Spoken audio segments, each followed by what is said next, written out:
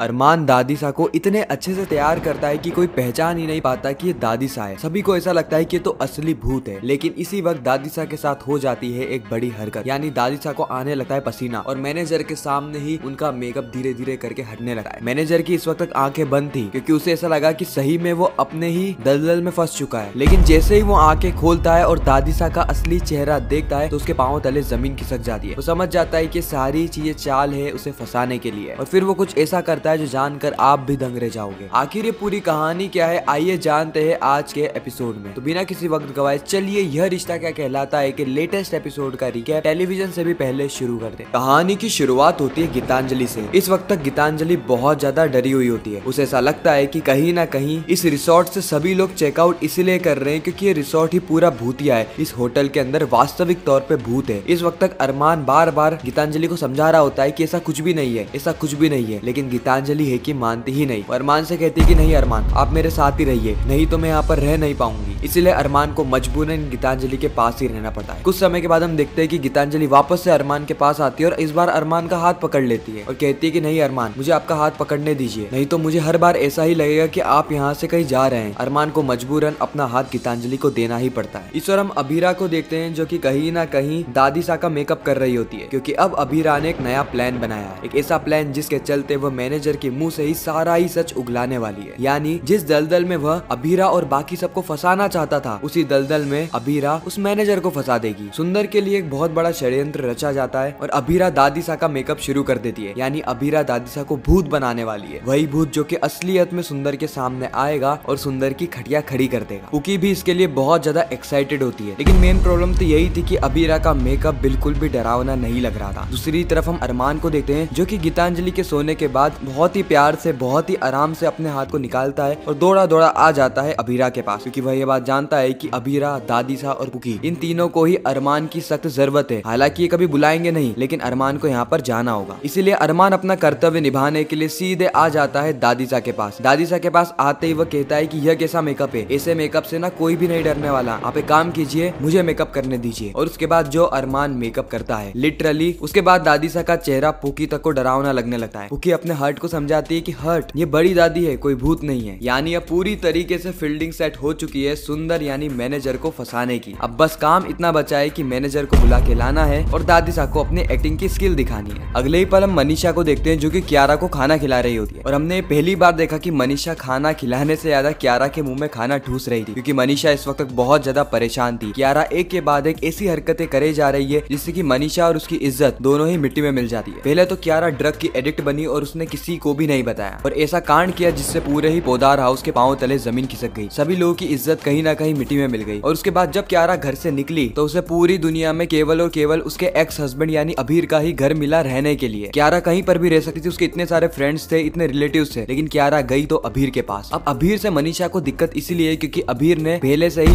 कियारा के ऊपर बहुत एहसान कर रखे हैं, यानी पहले से ही उसकी जिंदगी नर्क बना रखी है। आज कियारा की जो कुछ भी हालत है कहीं ना कहीं अबीर के धोखा देने के कारण ही है। अबीर प्यार चारू से करता था, शादी उसने कियारा से कर ली। कियारा को लगा कि अबीर बदल जाएगा, लेकिन अबीर बदला नहीं। फिर चारू की मौत हो गई और अबीर वापस से कियारा के पास आ रहा है। ये बातें कहीं ना कहीं मनीषा को अच्छी नहीं लग रही है। मनीषा कियारा से कहती है कि जब सभी लोग घर में आएंगे तो हम उन्हें क्या मुंह दिखाएंगे। वो जब हमसे पूछेंगे कि कियारा इतने समय से कहाँ थी तो हम उनसे क्या कहेंगे, अपने एक्स हस्बैंड अबीर के पास। देखो कियारा, अगली बार से तुम ऐसी कोई भी हरकत नहीं करोगी। अगर तुमने हरकत करी ना तो हमसे बुरा और कोई नहीं होगा। इस और हम देखते हैं कि अबीरा और अरमान दोनों ही मिलकर पुकी का ख्याल रख रहे होते हैं। इस वक्त पुकी कहती है कि नहीं नहीं मम्मा, मुझे तो जगना है और मुझे देखना है कि वो मैनेजर अंकल को बड़ी दादी कैसे डराती है। पहले तो अबीरा मना कर रही थी, लेकिन पुकी के जिद के सामने अबीरा को भी झुकना ही पड़ता है। इसलिए वो पुकी से कहती है कि ठीक है, तुम जगोगी लेकिन केवल और केवल 1 घंटे, क्योंकि तुम्हारी तबीयत भी सही नहीं है ना पुकी। और उसी वक्त अबीरा की नजर पड़ती है गेट पर जहाँ पर सुंदर आ गया होता है। अबीरा तुरंत अरमान से कहती है कि वो छुप जाए और उसी वक्त अबीरा पुकी को लेकर पहुंच जाती है मैनेजर के पास। अबीरा मैनेजर के पास जाती है और कहती है कि हम आपका कब से इंतजार कर रहे थे और आप इतना लेट आ रहे हैं। चलो अब आप आ ही गए हैं तो मैं आपको वो जगह बता देती हूँ जहाँ पर भूत की आहट देखने को मिली है। कई सारे कस्टमर ने हमें कंप्लेन करी है कि उन्हें एक कमरे के आसपास बार बार अजीब अजीब सी आवाजें आ रही है। उसी वक्त सुंदर कहता है कि तुम चुप रहो, क्योंकि मुझे यहाँ पे पता चल रहा है, मुझे एहसास हो रहा है कि यहाँ पर भूत प्रेत आत्माएं हैं। उसी वक्त पुकी कहती है कि ये क्या चीज है आपके हाथ में। सुंदर कहता है कि यह मेरा यंत्र है, यह पता लगाने के लिए कि भूत यहाँ पर मौजूद है या नहीं, और मुझे ये पता चल पा रहा है कि यहाँ पर भूत मौजूद है। कुछ ही पलों के अंदर अभीरा मैनेजर को उस कमरे के पास में ले जाती है जहाँ पर भूत के होने का एहसास हुआ था। मैनेजर कहता है कि तुम्हें कुछ भी कहने और सुनने की जरूरत नहीं है, तुम बस चुपचाप मेरे साथ चलो, अगर तुम्हें डर लगे ना फिर भी वहाँ से भागकर मत जाना, मेरे साथ ही रहना। इतना कहकर मैनेजर उस कमरे में चला जाता है। कमरे में जाते ही मैनेजर के हाथ में जो मैग्नेट होता है वो इधर उधर होने लगता है। पुकी ये देख कर डर जाती है कि ये कैसे हो रहा है। उसी वक्त अभीरा कहती है कि नीचे झुके देखो, दूसरे मैग्नेट से खींच रहे हैं। अभीरा को इस वक्त मैनेजर की सारी चालें पता थी, क्योंकि अभीरा बहुत ज्यादा स्मार्ट है। लेकिन इनका असली गेम तो तब शुरू होगा जब दादी सा की यहाँ पर एंट्री होने वाली है। इस वक्त सुंदर कहता है कि हाँ, यहाँ पर आत्माएं तो है, मुझे कुछ तो करना होगा। और उसके बाद वो कुछ मंत्र बोलने लगा है। मंत्र इतने ज्यादा फनी होते हैं कि पुकी और अभीरा दोनों को हंसी आ रही थी। ये दोनों बड़ी मुश्किल से अपनी हंसी को कंट्रोल करते हैं, खासकर पुकी इतनी छोटी होकर भी अभीरा की तरह बहुत ही स्मार्ट और चालाक है। वह कुछ भी ऐसी गलती नहीं करती है जिसके चलते मैनेजर को ये पता लग सके कि यह दोनों मिलके उसे फंसा रहे हैं, उसे एक्सपोज करने का षड्यंत्र बना रहे हैं। अभीरा कहती है कि मैनेजर साहब क्या हुआ, आपने कुछ कहा नहीं। उसी वक्त मैनेजर कहता है कि मेरी आत्मा से बात हुई। वो आत्मा साफ तौर पे कह रही है कि उसके पिछले जन्म की कुछ चीजें हैं जो कि छूट चुकी है, और उन्हीं को पूरा करने के लिए वो यहाँ पर आई है। लेकिन उसे बिल्कुल भी पसंद नहीं कि यहाँ पर कोई और भी रहे, इसलिए आप अपनी बेटी और अपनी दादी को लेके हमेशा हमेशा के लिए यहाँ से चले जाइए। इस रिसोर्ट को हमेशा हमेशा के लिए छोड़ दीजिए, क्योंकि अगर आप ऐसा नहीं करेंगी तो फिर यह आत्मा कहीं ना कहीं आपको और आपके पूरे परिवार को जान से तक मार सकती है। अभीरा ये बातें सुन के कहीं ना कहीं डरने की एक्टिंग करने लगती है और पुकी को लेकर वहाँ से जा ही रही होती है कि उसी वक्त आ जाता है दादी सा का कॉल। अभीरा कॉल को उठाती है और फोन स्पीकर पे रख देती है, जिससे कि सुंदर को सारी बातें सुनाई दे सके। दादी सा इस वक्त जोर जोर से चिल्ला रही थी, बहुत घबराहट में कह रही थी कि अभीरा जल्दी आओ लड़की, नहीं तो ये आत्मा हमारे शरीर में घुस जाएगी, ये हमें जान से मारने की धमकी दे रही है। अभीरा कहती कि दादी साहब कहाँ पर है, मैं आती हूँ, अभी आती हूँ। वैसे भी हमारे साथ में मैनेजर है, उनकी भूत प्रेत आत्माओं से डायरेक्ट कनेक्शन है, वो डायरेक्टली बात कर सकते हैं, भी उनको लेकर आती हूँ। इस वक्त तक अभीरा मैनेजर को कह रही होती कि चलो आप हमारे साथ चलो। मैनेजर मनी मन में कहता है कि ये क्या पिक्चर हो गई, यहाँ पे क्या सही में भूत प्रेत आत्मा है। पहले तो मैनेजर मना कर देता है, लेकिन अभीरा के फोर्स करने के बाद उसे भी वहाँ पर चलना ही पड़ता है।